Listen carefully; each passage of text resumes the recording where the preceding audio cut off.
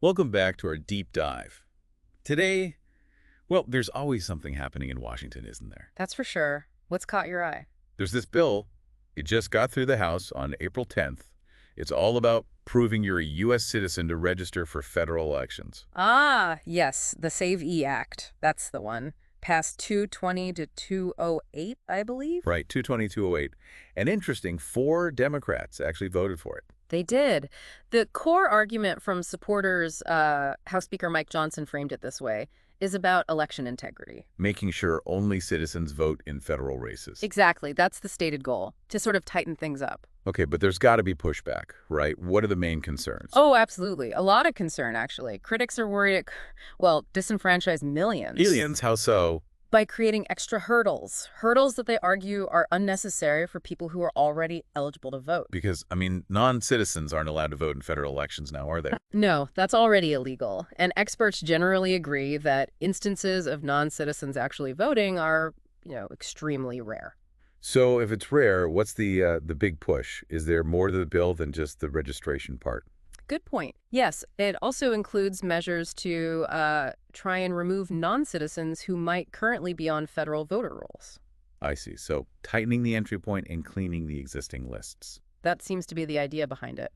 Now, I saw something about a study from the Brennan Center for Justice. Yes, they partnered with the University of Maryland Center for Democracy and Civic Engagement and voter writers. And what did they find about this proof requirement, like passports or birth certificates? Their findings were pretty stark, actually. They estimate something like 21 million eligible U.S. voters might not have those documents readily available. Wow, 21 million. That's a lot of people. Who might that affect? Well, think about older Americans, maybe people born in rural areas decades ago, others who just don't have easy access to those specific kinds of documents. Right.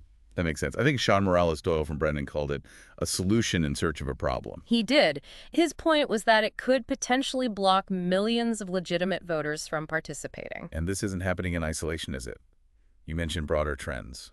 Definitely not in a vacuum. It kind of echoes some efforts we've seen before, particularly relating to former President Trump. Right. During his previous term, there was certainly a focus on immigration policies, deportations. Exactly. Reducing rights for migrants and foreigners was a clear theme. And even more recently, end of March, I think it was, What happened then? Trump signed an executive order specifically aimed at tightening citizenship verification for voter registration. The stated reason was preventing foreign interference. An executive order doing that? Did that stand? Well, it immediately faced lawsuits.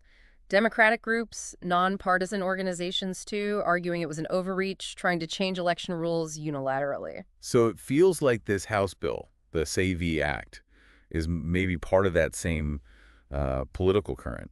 It certainly seems aligned with that broader push. And remember those early figures from his first month in office previously. About deportations? Yeah, reports said over 20,000 undocumented migrants were arrested for deportation right at the start.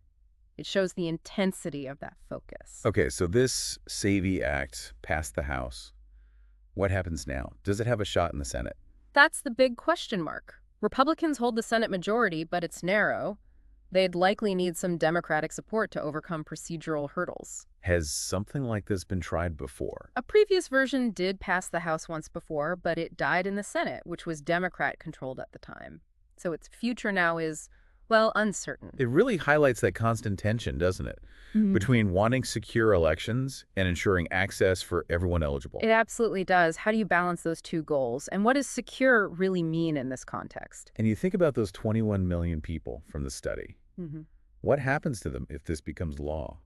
What barriers do they face? Exactly. It forces us to consider the real-world impact, beyond the political arguments. It also plugs into these bigger debates we're always having about immigration, voting rights, who belongs. For sure. Which leads to maybe a final thought for listeners to mull over. Go on. What does this increasing emphasis on needing specific documents to prove citizenship, tell us about how our idea of belonging and participation in democracy might be shifting? Something to consider.